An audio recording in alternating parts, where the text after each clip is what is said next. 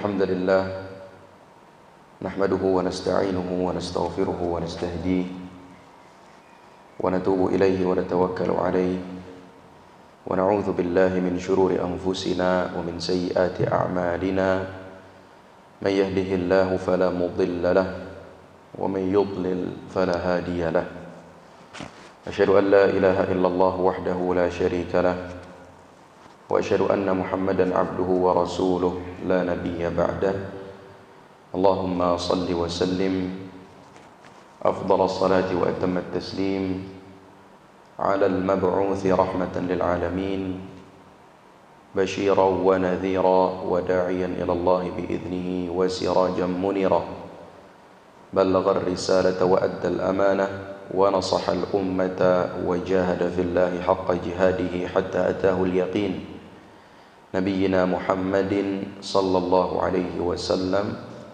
وعلى آله وأصحابه ومن سار على نهجه واقتفى أثره واستنى بسنته إلى يوم الدين سبحانك لا علم لنا إلا ما علمتنا إنك أنت العليم الحكيم رب اشرح لي صدري ويسر لي أمري واhlul 'uqdatam min lisani yafqahu qawli. Para hadirin yang dimuliakan Allah, bapak-bapak baik yang hadir secara langsung di masjid maupun yang mengikuti melalui Zoom.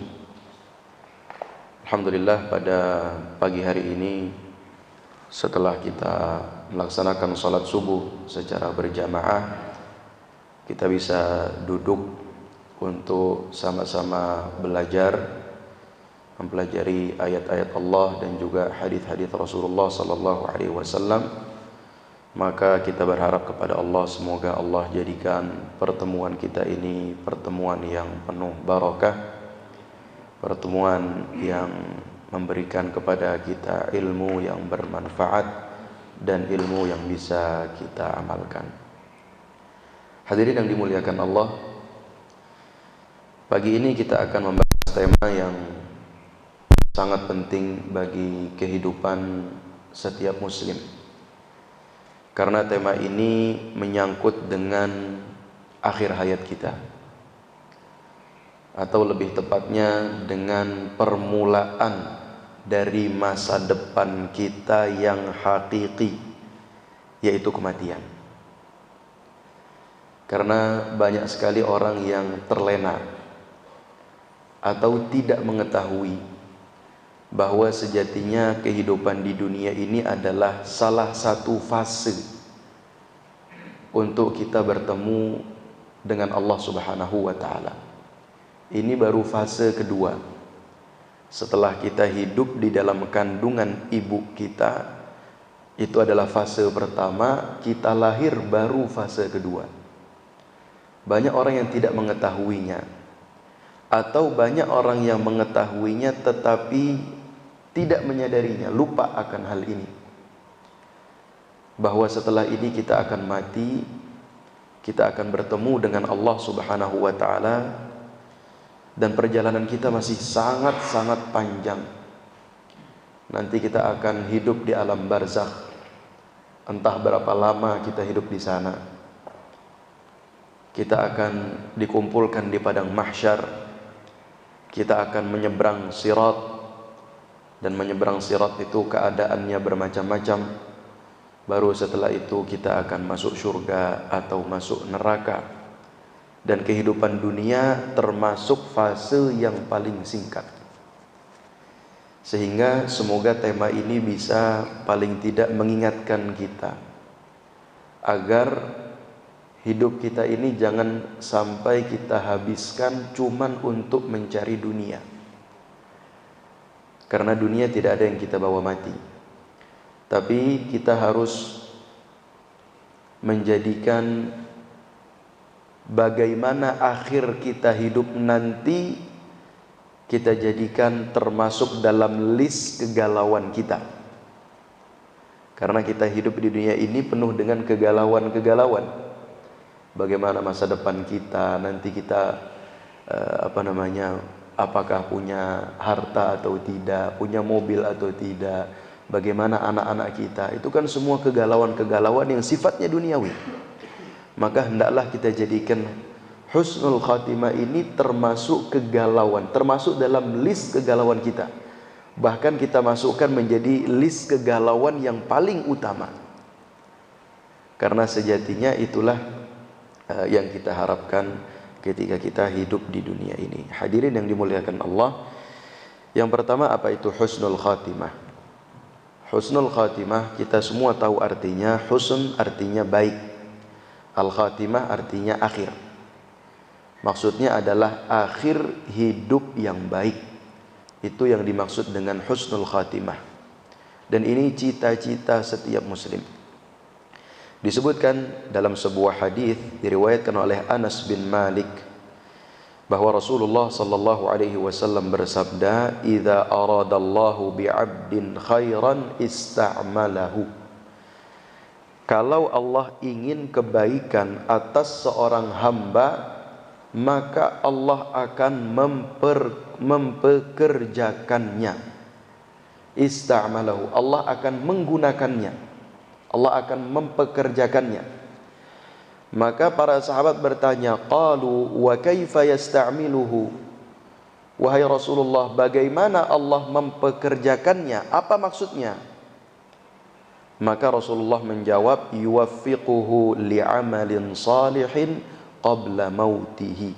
Allah akan memberinya taufik untuk beramal saleh sebelum ia mati, sebelum ia meninggal. Ini adalah husnul khatimah yang kita harapkan. Jadi kita mati dalam keadaan baik, dalam keadaan beribadah kepada Allah Subhanahu wa taala, mengucapkan la ilaha illallah. Kita mati dalam keadaan salat, kita mati dalam keadaan membaca Al-Quran. Itu kematian yang kita harapkan. Jangan sampai sebaliknya, kita mati sedang bermaksiat kepada Allah, kita mati di tangan kita sedang ada kartu yang sedang kita banting, na'udzubillah. Kita mati karena minum khamar, karena overdosis narkoba, sedang berzina, wal'iyadzubillah. Jadi kata para ulama, akhir hidup kita adalah kesimpulan dan rangkuman dari perjalanan hidup kita. Yang usianya puluhan tahun itu, rangkumannya dan kesimpulannya adalah bagaimana dia mati. Nah, hadirin yang dimuliakan Allah, memikirkan akhir hayat adalah kebiasaan orang-orang soleh.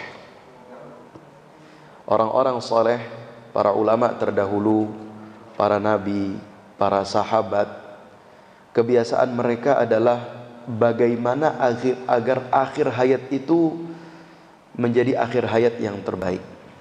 Ini saya kutip beberapa riwayat. Beliau yang pertama dari Ibnu Abi Mulaikah. Al-Imamul Bukhari meriwayatkan dari Ibnu Abi Mulaikah. Beliau seorang tabi'in. Tabi'in ini generasi setelah sahabat. Beliau mengatakan, adraktu thalathina minas sahabati. Saya bertemu dengan 30 orang sahabat. Maksudnya dari sahabat-sahabat Rasulullah yang masih hidup itu, saya sempat ketemu sama 30 orang. Kulluhum yakhafun nifaqa ala nafsihi. Setiap dari mereka takut akan kemunafikan atas diri mereka. Bayangkan sahabat Rasulullah sallallahu alaihi wasallam yang sudah dijamin oleh Allah bahwa mereka pasti masuk surga.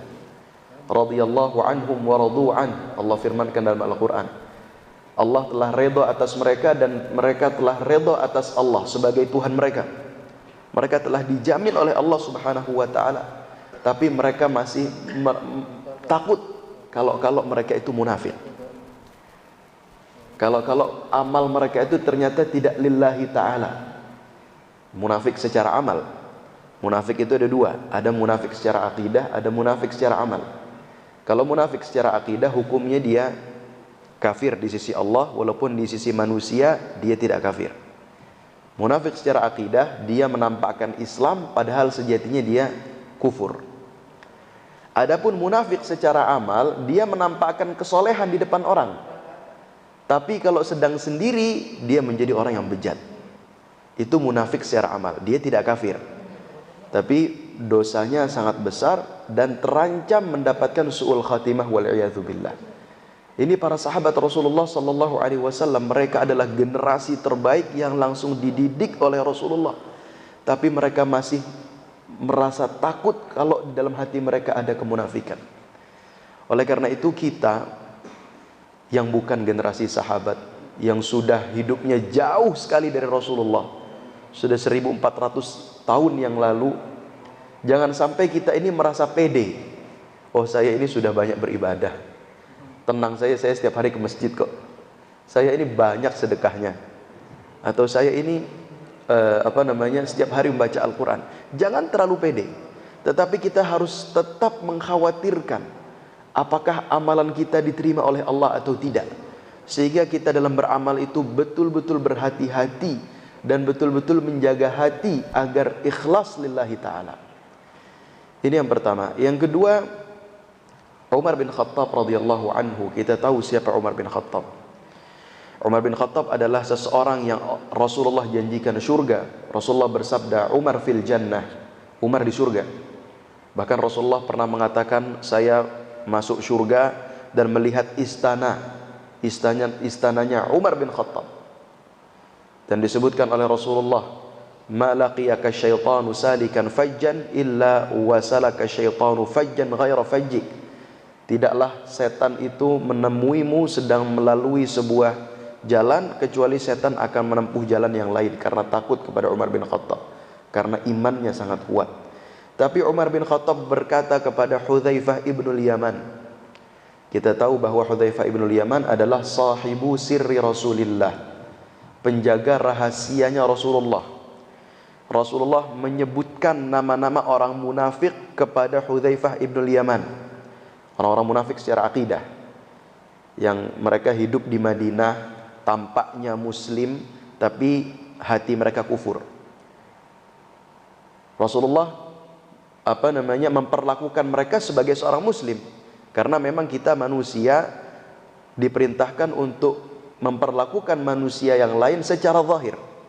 Zahir mereka, tampak mereka muslim, walaupun di hati mereka menyembunyikan kekafiran dan kebencian yang sangat luar biasa terhadap orang-orang muslim. Dan nama-nama itu disebutkan oleh Rasulullah kepada Hudzaifah ibnul Yaman, sehingga para sahabat itu menjadikan Hudzaifah ibnul Yaman menjadikan beliau sebagai patokan. Kalau ada yang meninggal di Madinah, Hudzaifah ibnul Yaman menyolatinya, berarti itu orang saleh. Tapi kalau Hudzaifah ibnul Yaman tidak mau menyolatinya, maka dia orang munafik yang telah disebutkan oleh Rasulullah nama-namanya. Maka Umar bin Khattab ketika melihat Hudzaifah ibnul Yaman tidak mau menyolati seseorang di Madinah, Umar bin Khattab bertanya kepada Hudzaifah ibnul Yaman, hal sammani mimman sammahumur rasul, atau hal sammani mimman sammahum Rasulullah minal munafiqin? Apakah aku termasuk orang-orang munafik yang Allah sebutkan nama-nama mereka?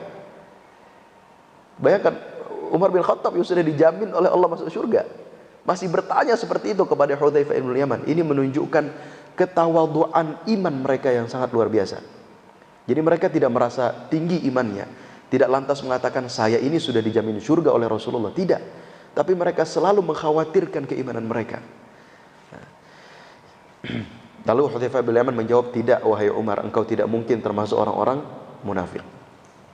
Lalu juga Sufyan Ats-Tsauri, Al-Imam Sufyan Ats-Tsauri, beliau orang Irak. Beliau pernah mengatakan, disebutkan dalam riwayat, bahwa Sufyan Ats-Tsauri yashtaddu qalaquhu wa khawfuhu minas sawabiqi wal khawatim. Imam Sufyan Ats-Tsauri itu sangat gelisah dan sangat takut minas sawabiq, dari amalan-amalan yang pernah ia kerjakan. Takut-takut tidak diterima oleh Allah, takut-takut kalau ada riyaknya sehingga tidak bermanfaat sama sekali. Wal khawatim, dan juga beliau sangat gelisah dan takut bagaimana akhir hayatnya. Bahkan sampai disebutkan beliau itu sampai nangis dan kencing darah. Ini Sufyan Ats-Tsauri termasuk ulama yang memiliki hati yang sangat bersih dan hati rasa takut kepada Allah yang sangat luar biasa. Beliau sampai nangis darah dan kencing darah, dibawa ke tabib. Tabib ini mengatakan penyakit ini, kencing darahnya dan nangis darahnya, itu karena dia memiliki rasa cemas yang sangat luar biasa. Cemas itu bukan cemas terhadap dunia, tapi cemas kalau amal tidak diterima dan kalau akhir hayatnya menjadi su'ul khatimah. Beliau mengatakan sambil menangis, ya. Selamat. Oh ya, oke. Oke. Oh iya. Oke.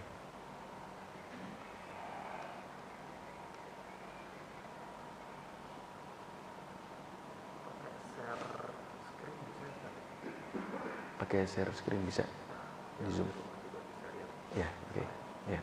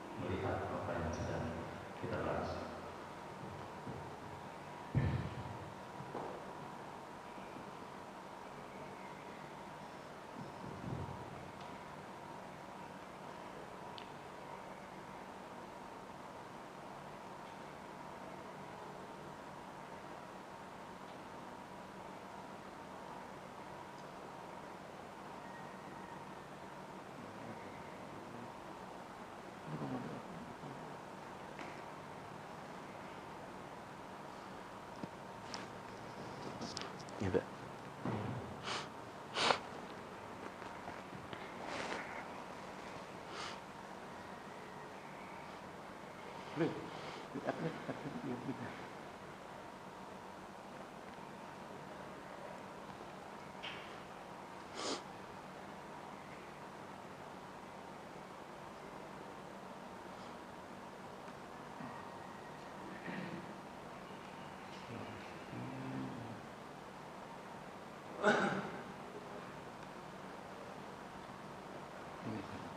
Iya.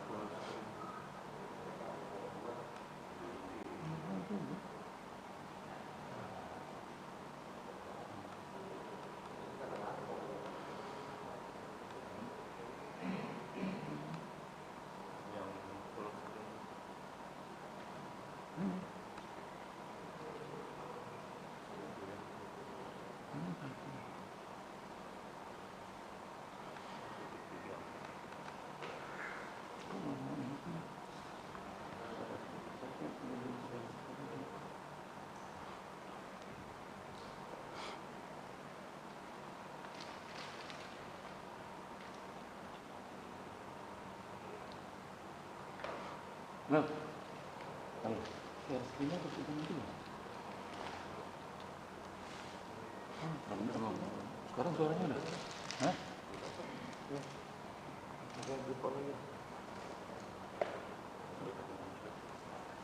Enggak. Pakai mic saya aja. Udah coba, sekarang mau bisa. Udah keluar suaranya? Udah keluar suaranya? Oke. Dari mana?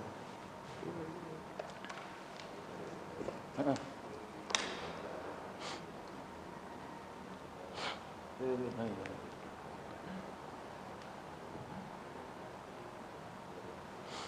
ya?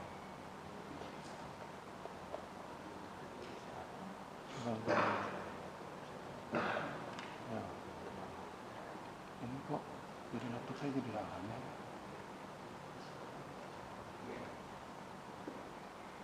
Karena saya ini sama laptopnya. Nggak bisa full screen. Kamera terus bocor.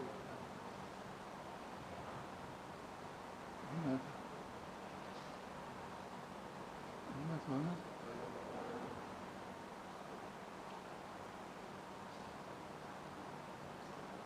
udah full screen. Udah nggak ada suaranya belum? Suara dari laptop itu.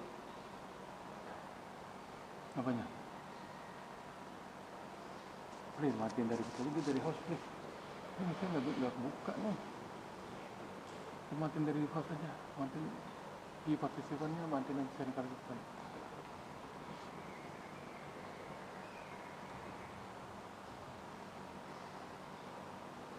Kok jadi aneh? Udah, ini kok jadi aneh?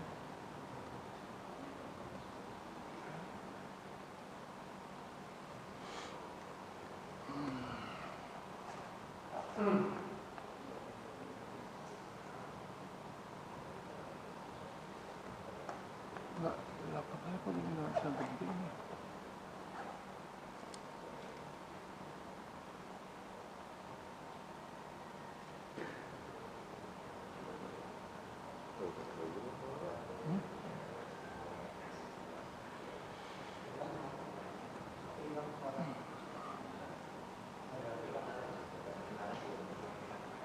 Suaranya kedengaran nggak? Suara ini udah normal. Belum, tadi makanya saya.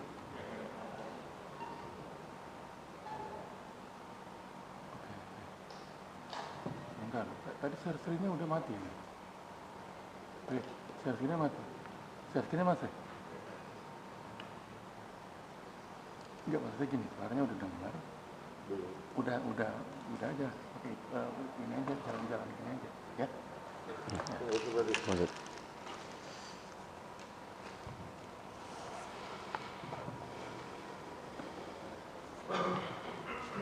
Ya, mulai.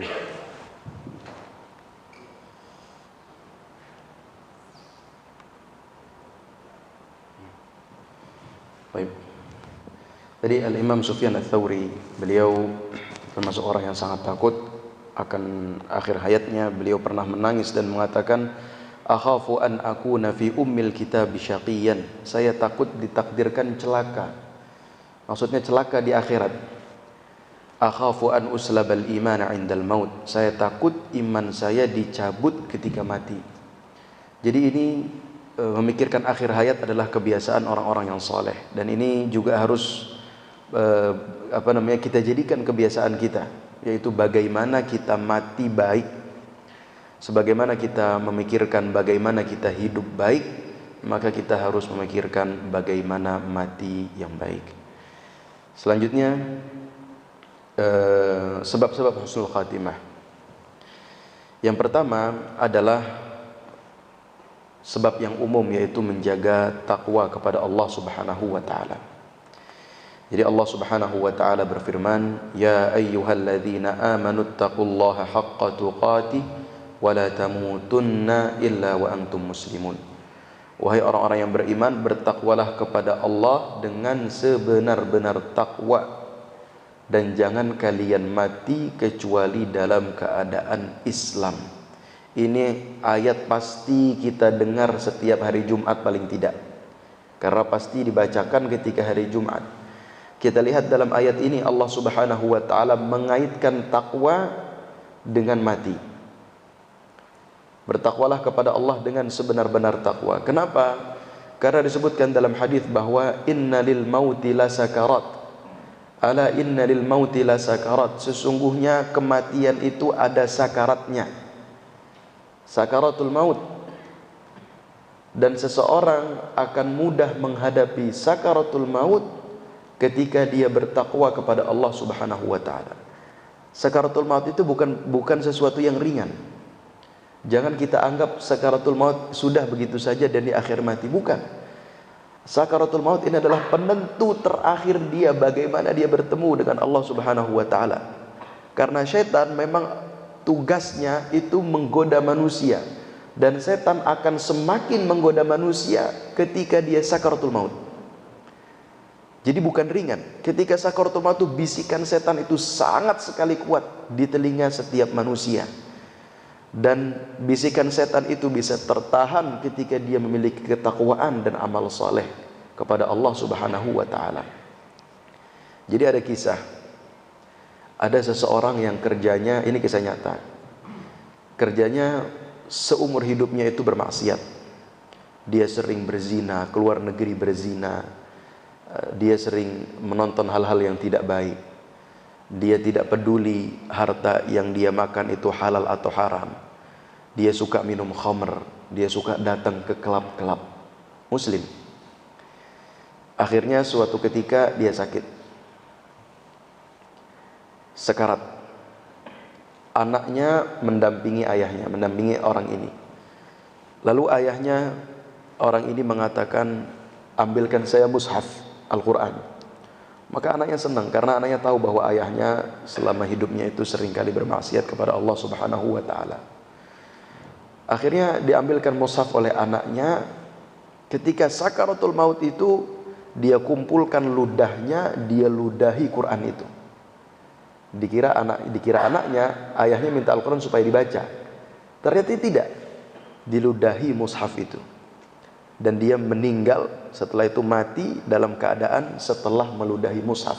Dan dia mengatakan, saksikanlah bahwa saya kafir, saya tidak percaya dengan kitab ini. Kenapa? Karena ketika sakaratul maut itulah setan berbisik.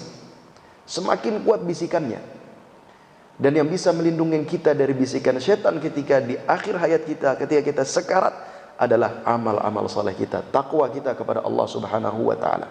Oleh karena itu Ibnu Katsir ketika menafsirkan ayat ini, ketika menafsirkan ayat wala tamutunna illa wa antum muslimun, jangan kalian mati kecuali dalam keadaan Islam, beliau mengatakan ai hafizu 'alal islami fi hali sihhatikum wa salamatikum.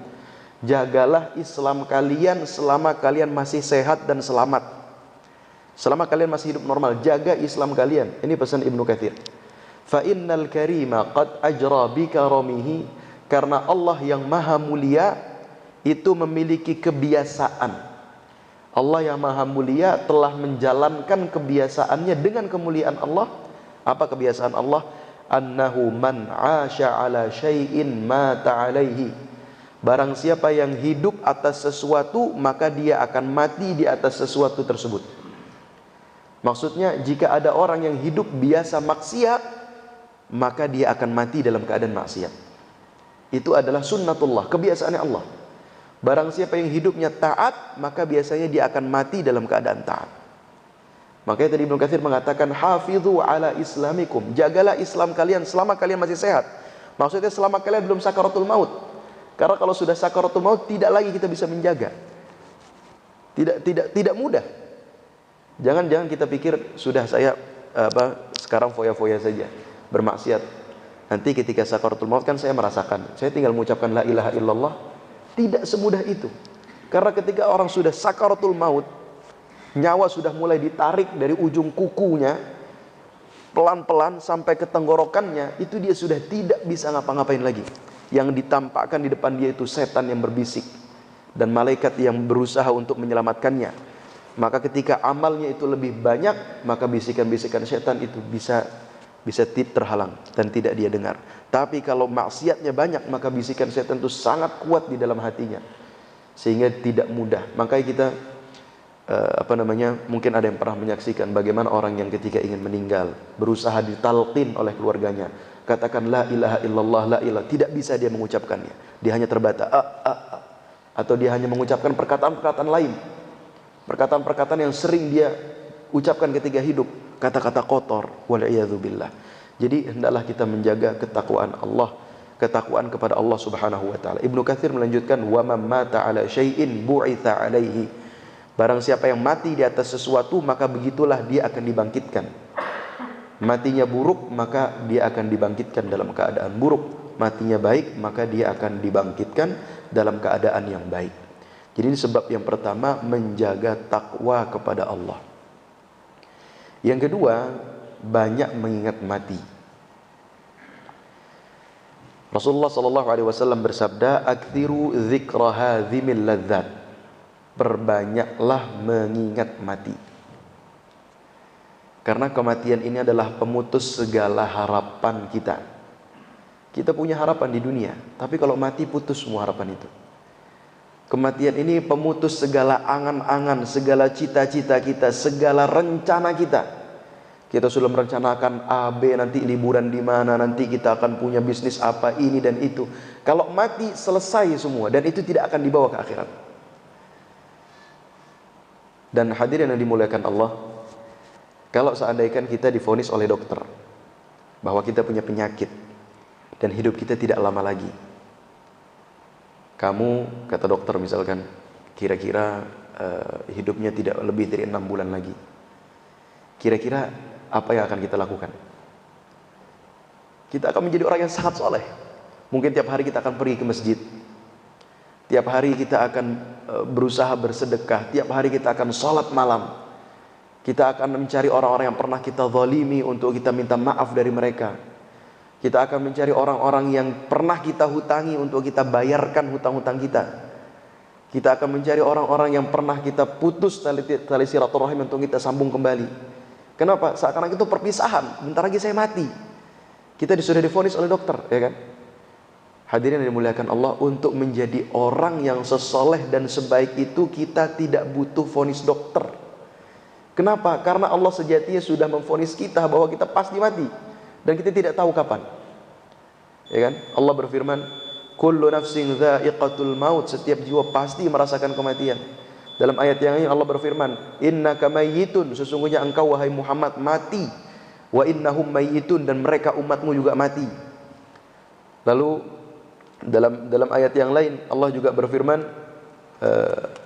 aina ma takunu yudrikumul mautu walau kuntum fi burujim musyayyadah, dimanapun kalian berada kematian itu pasti akan sampai kepada kalian walaupun kalian berlindung di dalam bangunan yang kokoh. Ini semua vonis dari Allah, bukan vonis dari dokter, dan kita tidak tahu kapan kita mati. Jadi mengingat mati akan membuat kita selalu takut kepada Allah, dan kita akan mendapatkan husnul khatimah. Dan mati ini tidak kenal keadaan, tidak kenal umur. Susah bisa mati, senang bisa mati, kaya miskin mati, muda tua mati. Ada satu syair yang sangat luar biasa dari seorang penyair yang membuat syair tentang kematian. Beliau berkata, tazawwad minat taqwa fa innaka la tadri. Berbekallah dengan ketakwaan karena sesungguhnya engkau tidak tahu. Idza janna lailun hal ta'ishu ilal fajri. Kalau telah datang malam, apakah engkau masih bisa hidup sampai esok fajar? Fakam min arusin zayyanuha li zawjiha. Betapa banyak pengantin yang telah dirias untuk pasangannya. Wa qad ukhidat arwahuhum lailatal qadri. Tetapi ternyata ruh mereka harus dicabut oleh Allah pada malam itu. Wa kam min sigharin yurtaja tulu umrihim.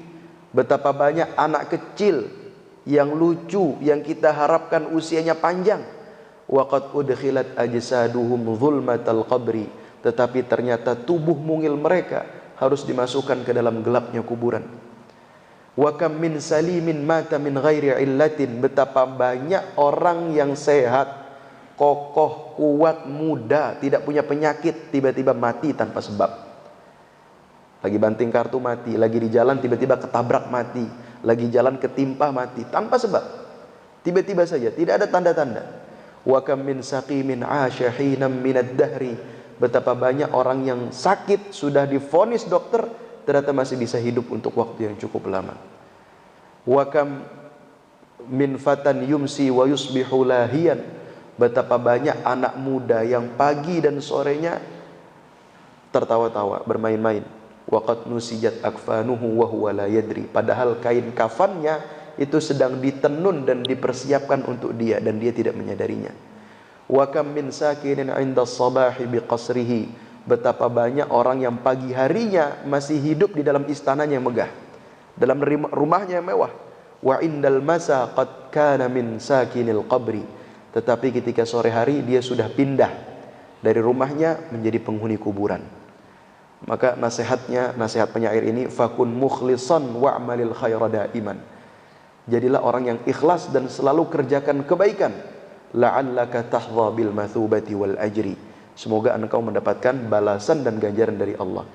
Wadawim ala taqwal ilahi. Dan teruslah, kontinulah bertakwa kepada Allah. Fa innaha, karena sungguhnya takwa itu amanun minal ahwali fi mauqifil hasyri. Karena takwa itu adalah rasa aman dari hal-hal yang menakutkan ketika kita dikumpulkan oleh Allah di padang mahsyar. Jadi mengingat mati itu penting. Rasulullah SAW bersabda, limithli hadza fa'iddu. Jadi pernah suatu ketika Rasulullah nangis terisak sampai air mata itu membasahi jenggot beliau, sampai membasahi tanah yang berada di bawah beliau. Ketika ditanya pada Rasulullah, wahai Rasulullah, mengapa engkau menangis begitu terisak? Beliau sudah dijamin masuk surga oleh Allah. Tapi beliau menjawab, limithli hadza fa'iddu. Untuk yang seperti inilah, maksudnya untuk kematian inilah kalian harus bersiap-siap. Ini peringatan dari Rasulullah buat kita semua. Karena kematian adalah masa depan kita yang hakiki. Jadi masa depan kita yang hakiki bukan pensiun enak ya, bukan itu masa depan dunia, tapi masa depan kita yang hakiki adalah kematian kita. Oleh karena itu Rasulullah juga dalam hadisnya bersabda, ketika ditanya ayyul mu'minina aqyas, mukmin mana yang paling cerdas? Rasulullah tidak menjawab yang paling cerdas, yang paling pandai berdagang, yang paling pandai berperang. Kalau zaman sekarang mungkin yang paling bagus nilainya, bukan. Kata Rasulullah, yang paling pintar, yang paling cerdas adalah aktsaruhum dzikran lil mauti, yang paling banyak mengingat mati, itu yang paling cerdas. Wa aksyadduhum isti'dadan lahu, dan yang paling mempersiapkan kematian, itulah yang paling cerdas. Ulaika humul aqyas, ulaika humul aqyas. Mereka lah orang-orang yang cerdas, mereka adalah orang-orang yang cerdas. Rasulullah dalam hadis yang lain bersabda, zurul qubur fa innaha tudzakirukum bil akhirah. Ziarahilah kuburan-kuburan, karena dengan demikian kalian bisa ingat akan akhirat. Jadi ziarah kuburan ini termasuk sunnah Rasulullah, tapi niatnya harus benar. Niatnya bukan untuk minta-minta kepada yang dikubur, bukan untuk sesajenan dan lain-lain. Niatnya hanya satu, yaitu agar kita sadar bahwa nanti kita akan seperti mereka. Mungkin kita datang ke kuburan lalu kita lihat nama-nama. Kalau ada yang kita kenal, oh ini dulu orang mengejar jabatannya, sekarang ujungnya seperti ini. Ini dulu orang mengejar harta di dunia, sekarang ujungnya seperti ini. Kita juga nanti akan seperti ini, tidak lama lagi. Dan kita tidak tahu, tidak ada yang bisa menjamin besok kita masih hidup. Bahkan setelah ini tidak ada yang bisa menjamin kita masih hidup. Jadi Rasulullah SAW juga rutin datang ke kuburan Baqi'. Beliau mendoakan, assalamualaikum diyar qaumin mu'minin wa inna insyaallahu bikum lahiqun. Assalamualaikum wahai penduduk kaum mukminin, dan sesungguhnya kami akan menyusul kalian, kata Rasulullah. Bahkan Al-Imam Al-Qurtubi memberi saran yang sangat luar biasa. Kalau bisa kita menghadiri orang yang sedang sakaratul maut. Walaupun mungkin susah ya, tidak setiap orang bisa memiliki kesempatan ini. Kalau ada orang yang sedang sakaratul maut, maka kita hadiri. Kita hadir di sampingnya. Kenapa? Karena dengan melihat orang sakaratul maut itu bisa menyembuhkan penyakit-penyakit hati kita. Itu akan terbayang-bayang terus bahwa kita nanti akan seperti dia. Kita pasti akan mengalami sakaratul maut. Dan kita tidak tahu bagaimana sakaratul maut kita. Mudahkah? Sulitkah? Mudahkah seperti dicabut oleh Allah seperti kapas begitu yang ditarik? Atau sulit sebagaimana ditusuk jarum di seluruh tubuh kita lalu ditarik secara bersamaan? Kita tidak tahu. Jadi kalau ada yang bisa menghadiri orang yang sakaratul maut, kita dengar teman kita sedang sakit, kita hadiri. Untuk kita melihat walaupun sekali dalam umur hidup kita, itu tidak akan pengalaman yang tidak akan kita lupakan. Dan kita akan ketika ingin bermaksiat akan berpikir terulang lagi nanti kita matinya seperti apa. Jangan sampai ketika kita sedang bermaksiat tiba-tiba Allah cabut nyawa kita. Jadi itu mengingat mati adalah cara yang kedua agar kita bisa mendapatkan husnul khatimah. Selanjutnya yang ketiga adalah menyegerakan taubat. Menyegerakan taubat. Kita ini manusia, tidak ada yang luput dari dosa dan kesalahan. Dan itu sudah menjadi keniscayaan dari Allah dan dari Rasulnya. Rasulullah bersabda, kullu bani Adam khatta'un. Setiap anak cucu Adam pasti melakukan kesalahan. Wa khairul khatta'ina at-tawwabun. Dan sebaik-baik orang yang melakukan kesalahan adalah yang selalu bertaubat kepada Allah. Oleh karena itu Allah firmankan dalam surat Ali Imran ini ayat 135 sampai ayat 136. Allah berfirman, walladzina idza fa'alu fahishatan aw zalamu anfusahum dzakarullah. Ya, dan orang-orang yang jika melakukan perbuatan keji, kemaksiatan atau menzalimi diri mereka sendiri. Menzalimi diri mereka sendiri maksudnya melakukan kemaksiatan juga. Ya. Menzalimi kepada diri sendiri itu maksudnya melakukan dosa, melakukan kemaksiatan, menzalim atas diri sendiri. Au zalamu anfusahum, mereka menzalimi diri mereka sendiri, dzakarullah, mereka langsung ingat kepada Allah. Jadi mereka menyegerakan taubat. Fastaghfaru lidzunubihim, mereka langsung beristighfar kepada Allah. Wa may yaghfiru dzunuba illallah, dan siapa yang bisa mengampuni dosa kecuali Allah. Walam yusirru ala ma fa'alu wa hum ya'lamun, dan mereka tidak meneruskan perbuatan kejinya sedang mereka mengetahui. Allah lanjutkan, orang-orang yang seperti ini balasannya seperti apa? Allah lanjutkan dalam ayat selanjutnya, ulaika jazaohum maghfiratum min rabbihim wa jannatun tajri min tahtihal anharu khalidina fiha wa ni'ma ajrul amilin. Mereka itu balasannya ampunan dari Allah. Ampunan dari Allah ini kalau kita dengar biasa-biasa saja, padahal itu maknanya sangat luar biasa. Kita bayangkan Bapak-bapak, kalau seandainya kita ini punya kasus, sehingga kita punya catatan ini di pengadilan, kita mungkin saja suatu waktu dipanggil dan dipenjara, ya kan? Itu pasti kita galau. Wah, saya akan dipenjara mungkin bisa 5 tahun, nanti gimana anak saya, gimana istri saya. Tiba-tiba pengadilan menghapus dosa-dosa kita itu, catatan kita itu, kita senangnya sangat luar biasa. Padahal hukumannya hanya penjara. Bagaimana ini kita hampir masuk neraka, tiba-tiba Allah hapus dosa kita. Maka ketika kita mendengar ampunan Allah, harusnya itu kita merasa bangga, merasa senang, merasa bahagia. Karena kita hampir terselamatkan, kita hampir masuk neraka dan terselamatkan dari api neraka. Jadi balasan bagi orang yang selalu menyegerakan taubat adalah ampunan dari Allah dan surga yang mengalir di bawahnya, sungai-sungai mereka kekal di dalamnya, wa ni'ma ajrul amilin, dan itulah sebaik-baik balasan atau pahala bagi orang-orang yang beramal. Dan taubat atau beristighfar ini adalah kebiasaan Rasulullah. Kita tahu bahwa Rasulullah beristighfar satu hari 70 kali, dalam riwayat yang lain 100 kali. Ini beliau yang sudah dijamin masuk surga, dan beliau memerintahkan para sahabatnya dan para umatnya untuk memperbanyak taubat dan istighfar kepada Allah. Artinya ini contoh dari Rasulullah. Beliau saja yang sudah dijamin masuk surga masih banyak beristighfar, apalagi kita ini siapa? Dibandingkan dengan Rasulullah, amal tidak ada apa-apanya. Dibandingkan dengan para sahabat, amal kita tidak ada seujung kuku. Lalu kita mau mengharap surga. Dosa kita ini mungkin lebih banyak daripada amal kita. Apalagi zaman sekarang, orang yang setiap hari buka Facebook, setiap hari buka Instagram, buka YouTube, itu insya Allah pasti bermaksiat, ya kan? Namanya iklan zaman sekarang, buka aurat. Mungkin zaman dulu kalau ulama dulu melihat seperti itu tuh, mereka merasa dosa yang sangat luar biasa. Kita melihat sekarang biasa-biasa saja. Di TV kelihatan setiap hari. Dari kita kecil kita melihat seperti itu, sampai kita besar, sampai hal yang seperti itu mungkin kita anggap biasa, bukan kita anggap dosa lagi, karena sudah sangat terbiasanya kita melihat hal seperti itu. Wal'iyadzubillah. Jadi kita harus selalu banyak beristighfar. Dan para nabi dan para rasul sebelum Rasulullah pun banyak beristighfar, meminta ampun kepada Allah. Contohnya Nabi Adam alaihi salam. Ketika Nabi Adam melanggar janjinya kepada Allah, Allah firmankan, walaqad ahidna ila adama min qablu fanasiya walam najid lahu azma. Kami telah mengambil janji dari Adam sebelumnya, tapi Adam melupakannya dan tidak melaksanakan janjinya, sehingga Allah keluarkan Adam dan istri dari surga dan Allah turunkan ke bumi. Ketika Allah turunkan ke bumi, apa yang pertama kali Nabi Adam lakukan? Beliau beristighfar dan bertaubat kepada Allah. Dan taubatnya itu diabadikan dalam Al-Quran. Rabbana innana zalamna anfusana wa illam taghfir lana wa tarhamna lanakunanna minal khasirin. Itu berkata Nabi Adam, Tuhan kami telah menzalimi diri kami sendiri.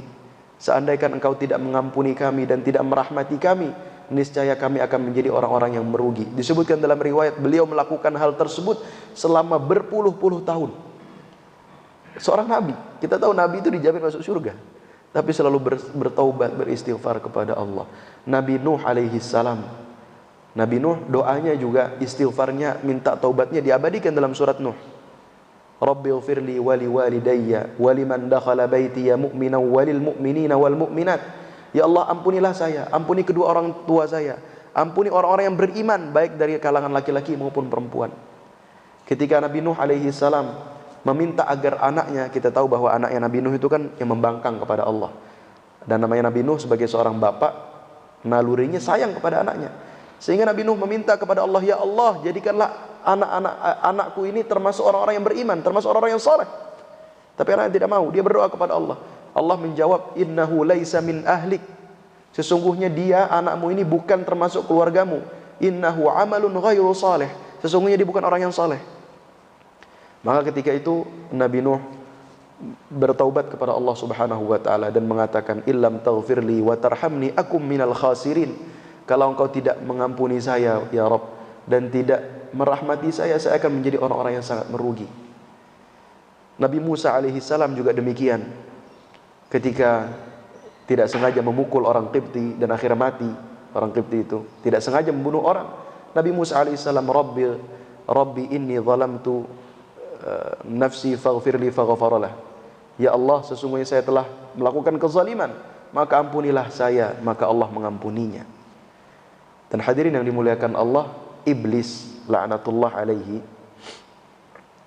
ketika Allah telah menetapkan laknat untuknya, dan ketika Allah telah menetapkan tempatnya di neraka jahanam, maka iblis berkata kepada Allah, bi'izzatika wa jalalika la'uwiyannahum madamatil arwahu fi qulubihim au fi ajsadihim.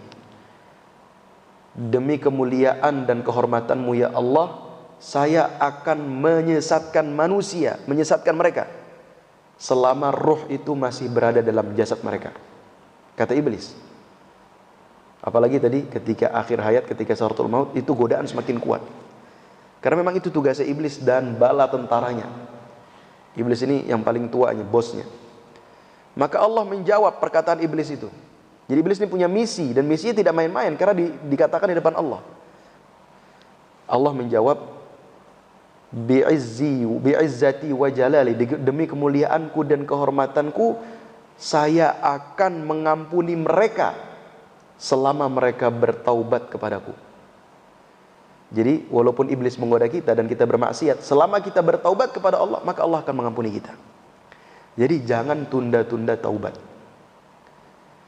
Karena ini tadi kaitannya juga kembali kepada mengingat mati. Orang yang banyak mengingat mati, kata Imam Qurtubi menukil dari Al-Imam Ad-Daqqaq, beliau akan dimuliakan dengan 3 hal. Yang pertama adalah ta'jilit taubah, menyegerakan taubat. Kalau dia ingat mati bermaksiat, langsung bertobat kepada Allah, beristighfar. Yang kedua adalah ar-ridha bil kafaf, merasa cukup. Apa yang Allah berikan kepada dia ya sudah, redha, tidak neko-neko. Yang ketiga, an-nasyat fil ibadah, semangat untuk beribadah. Wa man nasiyahu, barang siapa yang melupakan kematian akan dihukum dengan 3 hal. Uqiba bi thalath. Yang pertama, taswifit taubah, selalu menunda-nunda taubat. Namanya orang lupa mati, dia merasa hidupnya panjang. Walaupun umurnya sudah 70, tapi dia selalu merasa masih muda. Namanya lupa mati kan? Dia merasa umur panjang, maka dia selalu menunda-nunda taubat. Ketika dia bermaksiat kepada Allah, dia tunda taubat, seakan-akan tidak pernah melakukan apapun. Dia tunda. Nah, sampai akhirnya nanti Allah cabut dia dalam keadaan su'ul khatimah wal iyadu billah. Yang kedua, wa adamur ridha bil kafaf, tidak pernah merasa cukup, padahal hidupnya sudah penuh dengan kecukupan bagi orang yang berada di bawah dia.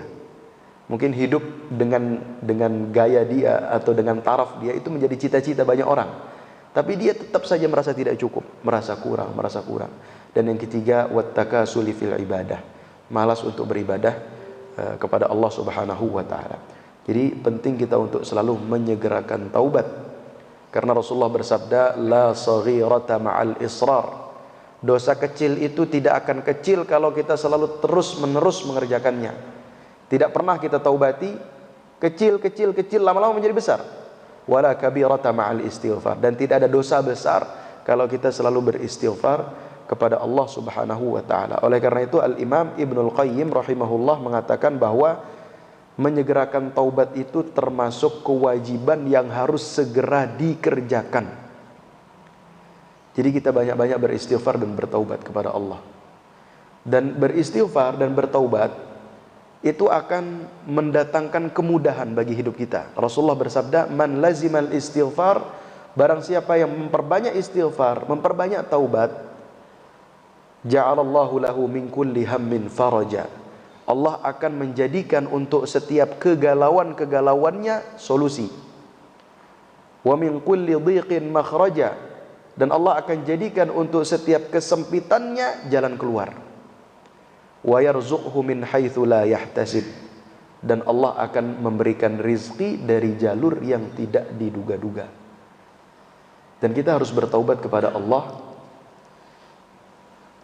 dan juga berhusnuzon kepada Allah Subhanahu wa taala. Jadi ini ada kisah Imam Ahmad ibn Hanbal tentang istighfar dan tentang taubat. Pernah suatu ketika Imam Ahmad ibn Hanbal ini datang ke sebuah desa.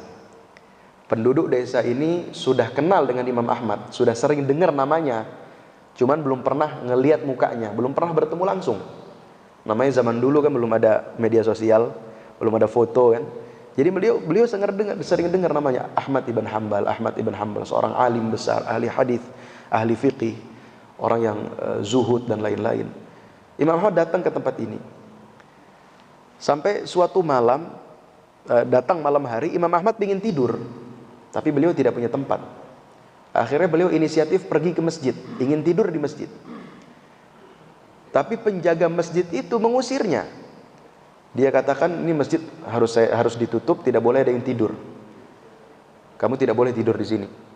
Seandainya Imam Ahmad mengatakan, saya Ahmad ibn Hanbal, pasti pengurus masjid itu akan memberi izin, ya kan? Tapi Imam Ahmad tidak mau memperkenalkan dirinya, karena beliau orang yang sangat tawadhu.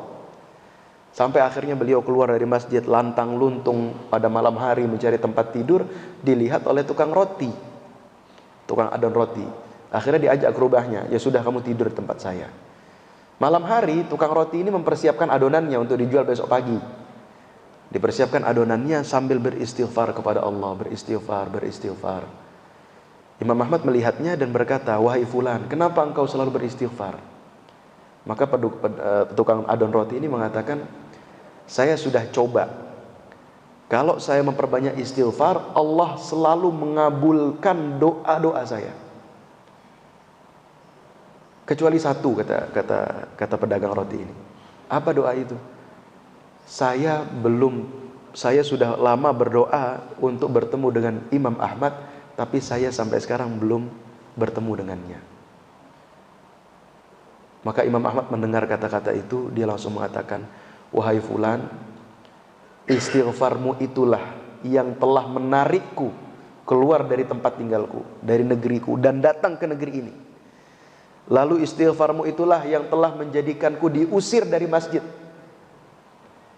dan Allah tarik saya ke rumahmu. Saya adalah Ahmad ibn Hanbal. Jadi dengan istighfar, Allah akan memberikan kepada kita jalan yang tidak disangka-sangka.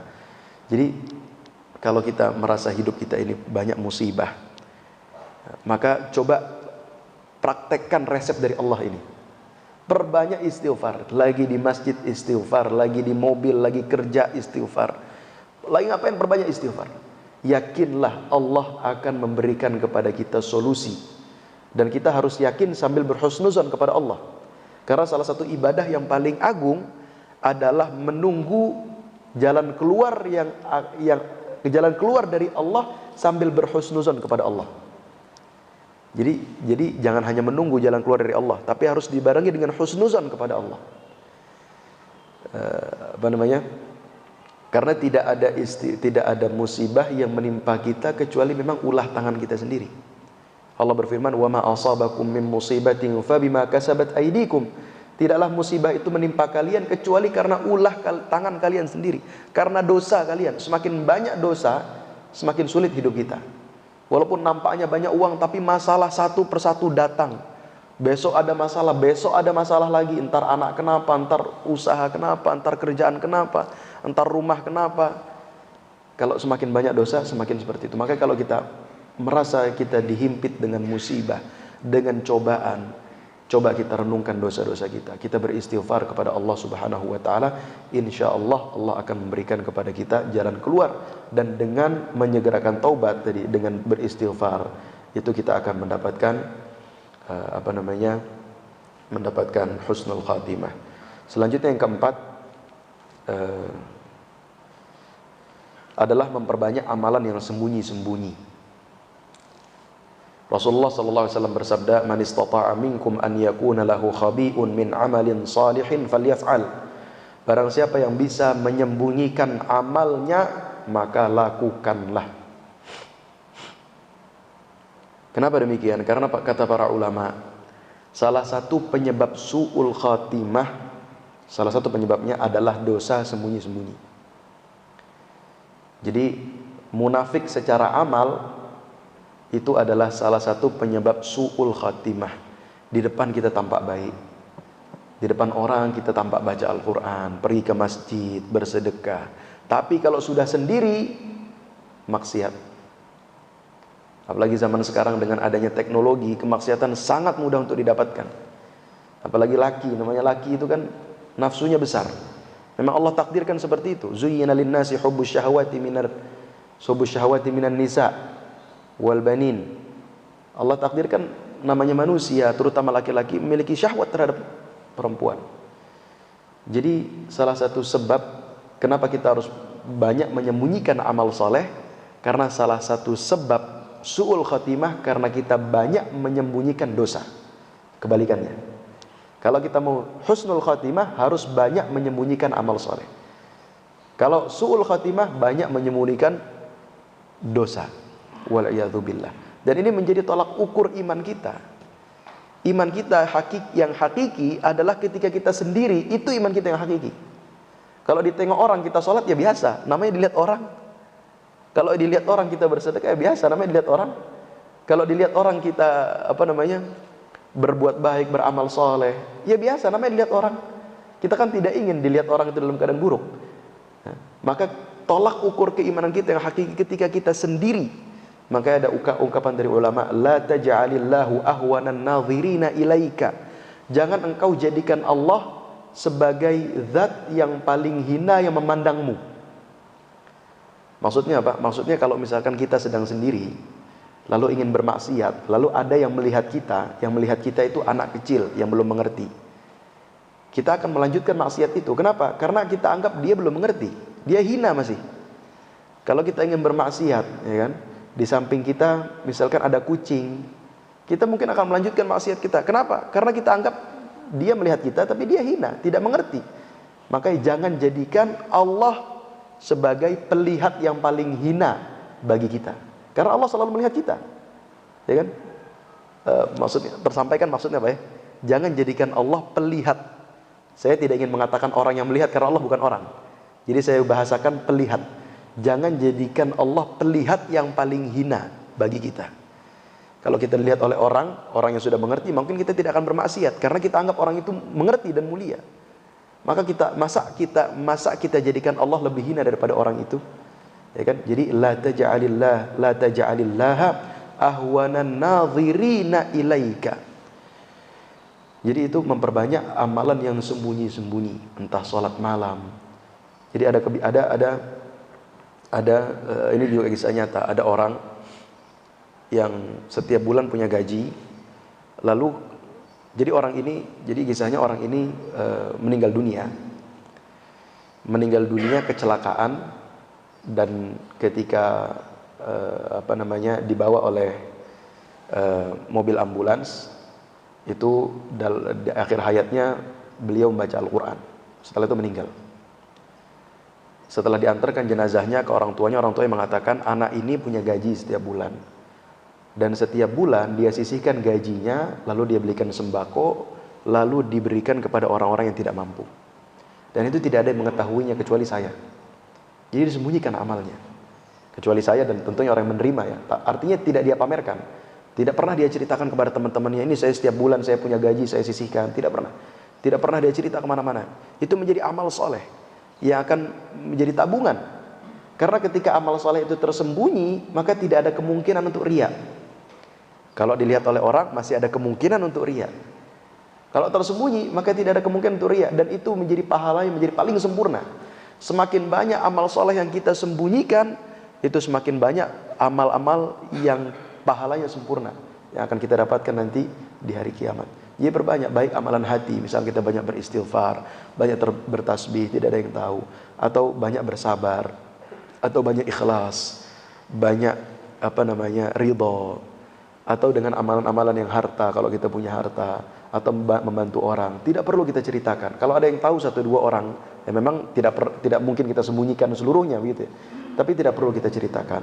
Itu akan membuat kita mendapatkan husnul khatimah. Selanjutnya, ini yang kelima, mungkin agak ana percepat, adalah berdoa kepada Allah Subhanahu wa taala. Diriwayatkan dari Al-Bara' bin Azib, seorang sahabat muda, Al-Bara' bin Azib radhiyallahu anhuma, beliau berkata, qala Rasulullah sallallahu alaihi wasallam, Rasulullah bersabda, idza ataita madja'aka, kalau engkau hendak tidur, mendatangi tempat tidurmu, fatawadda wudu'aka lis-shalah, maka berwuduklah sebagaimana engkau wuduk untuk salat.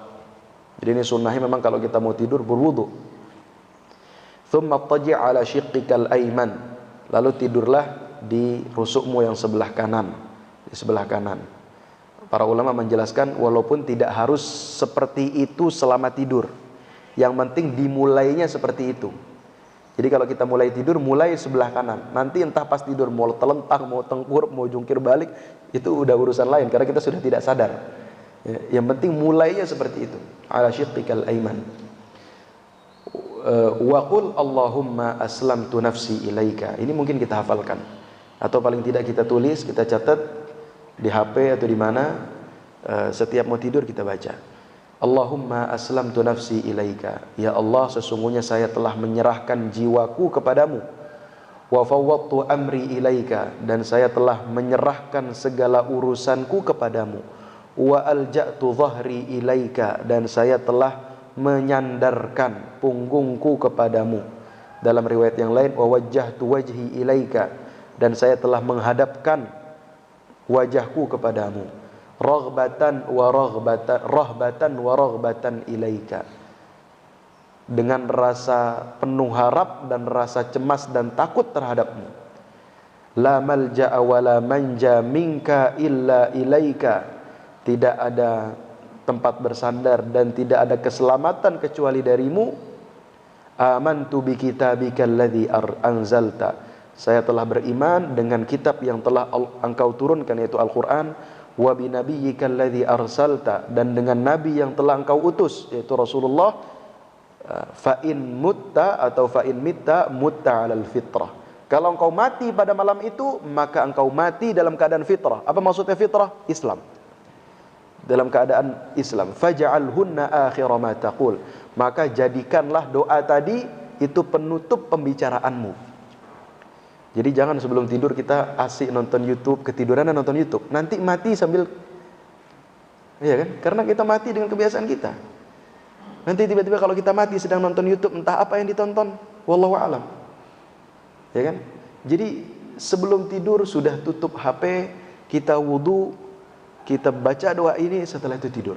Kalau mau ngobrol dengan istri, ngobrol, habis itu baca doa ini, setelah itu tidur. Karena sunnahnya ini adalah menjadi penutup pembicaraan. Jadi yang terakhir kita ucapkan adalah doa ini. Kalau kita mati setelah itu nggak bangun lagi, kita mati dalam keadaan husnul khatimah. Itu mati yang terbaik. Jadi ini mungkin bisa selalu kita praktekkan setiap malam, kita ajarkan kepada istri kita, mungkin baca doa bareng, ajarkan istri, ajarkan anak-anak kita. Selanjutnya yang keenam, ini ada 8, saya percepat saja. Selanjutnya adalah husnudzan billah, berbaik sangka kepada Allah. Rasulullah bersabda, la yamutanna ahadukum illa wa huwa yuhsinudzanna billah. Jangan kalian mati kecuali dalam keadaan berbaik sangka kepada Allah. Jangan pernah sekalipun berburuk sangka kepada Allah. Jangan pernah mengatakan, saya sudah berdoa kok tidak pernah dikabulkan. Sudahlah, saya tidak usah berdoa. Wal'iyadzubillah. Itu namanya berburuk sangka kepada Allah. Terus berbaik sangka kepada Allah. Karena tadi ibadah yang paling mulia adalah menunggu solusi dari Allah sambil berbaik sangka. Kalaupun tidak Allah kasih solusi dunia, itu menjadi pahala yang sangat luar biasa nanti di akhirat. Dalam hadis yang lain, Rasulullah bersabda, ana inda dhanni abdi bi. Saya atau aku, kata Allah, sebagaimana prasangka hambaku kepadaku. In dhanna khairan falahu wa in dhanna syarran falahu. Kalau dia berprasangka baik kepadaku, maka dia akan mendapatkan kebaikan.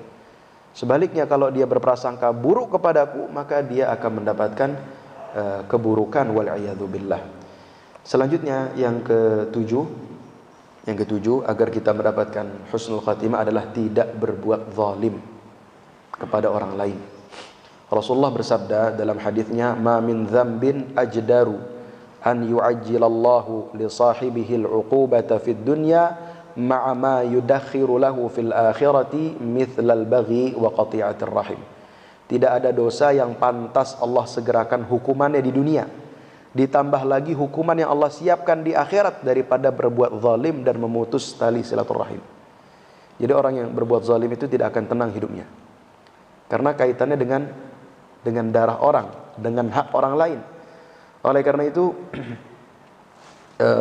pernah suatu ketika Abdullah ibn Umar, anak Umar bin Khattab, pernah dikirimi surat oleh seseorang. Kita tahu bahwa Abdullah bin Umar ini salah satu sahabat yang banyak meriwayatkan hadis dan banyak sekali ilmunya. Dia dikirimi surat oleh seseorang, bunyinya, uktub ilayya bil ilmi kullihi. Tulislah segala ilmu yang kau ketahui. Maka Abdullah bin Umar ini menuliskan surat balik. Tulisannya adalah, isi suratnya adalah, innal ilma katsir. Sesungguhnya ilmu itu banyak. Walakin, tapi saya simpulkan kata Abdullah bin Umar, in istata'ta an talqallaha khafifadh dhahri min dima'in nas. Jika engkau bisa bertemu Allah dalam keadaan punggung yang ringan dari darah manusia, maksudnya engkau tidak pernah menumpahkan darah orang, tidak pernah melukai orang lain. Khamisal batni min amwalihim, perut kosong dari harta-harta mereka, maksudnya engkau tidak pernah makan harta mereka secara haram, tidak pernah mencuri, korupsi dan lain-lain. Kafan lisanaka an a'radihim, engkau bisa menjaga lisanmu dari kehormatan mereka, maksudnya engkau tidak pernah menghibah mereka, tidak pernah menjelek-jelekkan mereka. Laziman di amri jama'atihim, selalu bersama mereka, bersama kaum muslimin. Ini maksudnya kaitannya dengan pemerintahan Islam, tidak pernah memberontak. Jadi laziman li amri jama'atihim, tidak pernah memberontak kepada pemerintah. Faf'al, maka kerjakanlah. Wassalamualaikum. Wassalam, itu isi suratnya seperti itu. Maka kerjakanlah. Itu adalah inti dari segala ilmu. Jadi tidak berbuat zalim, baik zalimnya secara fisik dari darah, maupun secara harta, maupun secara kehormatan lisan, dijelek-jelekkan. Kalau bisa maka kerjakanlah.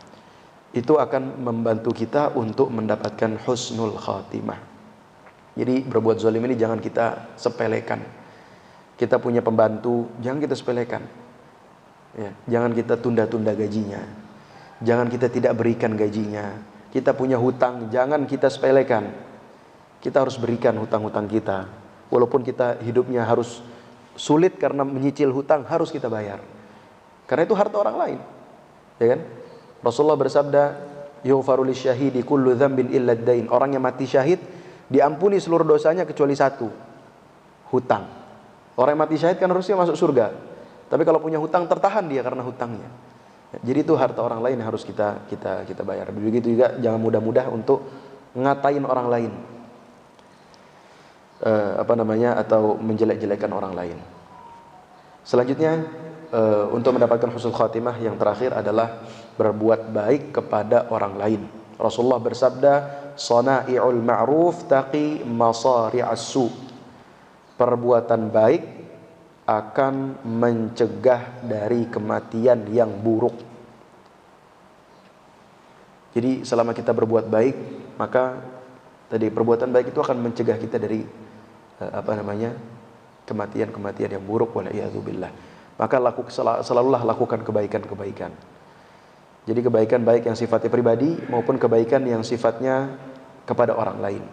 Dan kebaikan yang sifatnya kepada orang lain, kalau bertabrakan waktunya dengan kebaikan yang sifatnya pribadi, maka didahulukan kebaikan yang berkaitan dengan orang lain.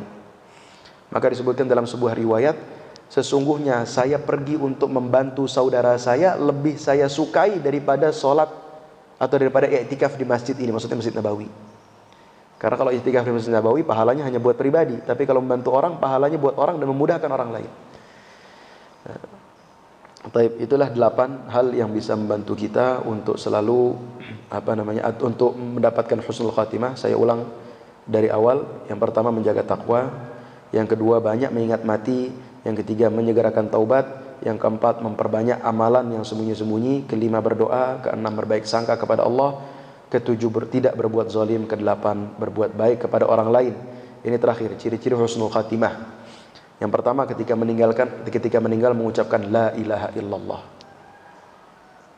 Perbanyaklah la ilaha illallah sehingga ketika kita meninggal mudah mengucapkan la ilaha illallah.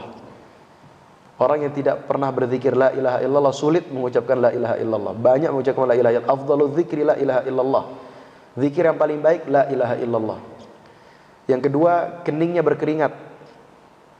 Disebutkan dalam sebuah hadis, mautul mu'min bi'araqil jabin. Matinya seorang mukmin itu keningnya berkeringat. Yang ketiga, meninggal pada malam atau hari Jumat. Sebutkan dalam hadis demikian. Jadi meninggal malam Jumat atau hari Jumat. Tentunya ini bagi orang yang soleh ya. Kalau orang meninggal malam Jumat lagi banting kartu ya tetap su'ul khatimah. Atau malam Jumat lagi berzina tetap su'ul khatimah. Selanjutnya meninggal ketika berjihad atau dalam perjalanan jihad. Selanjutnya al-mat'un. Jadi Rasulullah mengatakan asyuhada khamsa, orang yang syahid itu ada 5. Salah satunya al-mat'un, meninggal karena wabah. Ini wabah corona termasuk. Jadi kalau ada teman kita yang soleh meninggal karena corona, insya Allah beliau husnul khatimah. Lalu meninggal karena al-mabtun, penyakit perut. Meninggal karena penyakit perut, entah penyakit perut, pokoknya penyakit yang berkaitan dengan perut. Dia orang soleh, lalu dia meninggal karena mungkin magh yang sudah sangat kronis begitu ya, dia meninggal, insya Allah husnul khatimah. Selanjutnya meninggal karena tenggelam, al-ghariq. Orang soleh mungkin sedang jalan bersama keluarganya di kapalnya tenggelam, atau kebanjiran tenggelam, ada tsunami tenggelam. Itu insya Allah ciri-ciri husnul khatimah. Lalu meninggal karena tertiban benda yang berat, keruntuhan bangunan. Kalau ada orang soleh maka yang tertiban, maka itu ciri-ciri husnul khatimah. Ada satu lagi dalam riwayat hadis, terbakar, rumahnya kebakaran.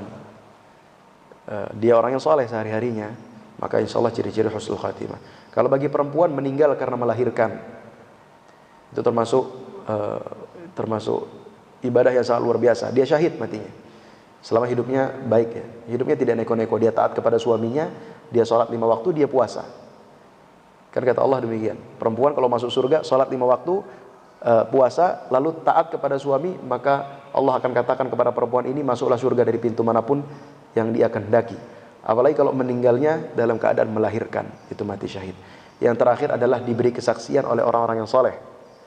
Ini pernah kejadian di zaman Rasulullah. Para sahabat lewat di depan mereka jenazah, lalu mereka mengatakan orang ini orang baik dan seterusnya. Lalu lewat lagi di depan mereka jenazah, lalu para sahabat mengatakan orang ini orang yang tidak baik. Maka Rasulullah datang dan mengatakan jenazah pertama dia orang baik, jenazah kedua dia orang buruk. Para sahabat bertanya, bagaimana engkau mengetahui? Bukankah kalian menyaksikannya? Mempersaksikan, memberi kesaksian. Kalian adalah antum syuhadaullah fil ard. Kalian adalah saksi-saksi Allah di muka bumi. Jadi ketika ada orang meninggal, lalu orang-orang soleh di sekitarnya menyaksikan kebaikannya, maka dia insya Allah husnul khatimah. Tapi sebaliknya, kalau orang-orang soleh di sekitarnya mengatakan dia ini ketika hidupnya banyak bermaksiat atau banyak menzolimi orang, maka itu ciri-ciri su'ul khatimah wal iyadzu billah. Itulah pembahasan kita pada pagi hari ini. Semoga ada manfaat yang bisa kita ambil dan semoga menambah semangat kita untuk selalu beribadah sehingga kita bisa mendapatkan husnul khatimah. Selanjutnya mungkin kalau ada pertanyaan.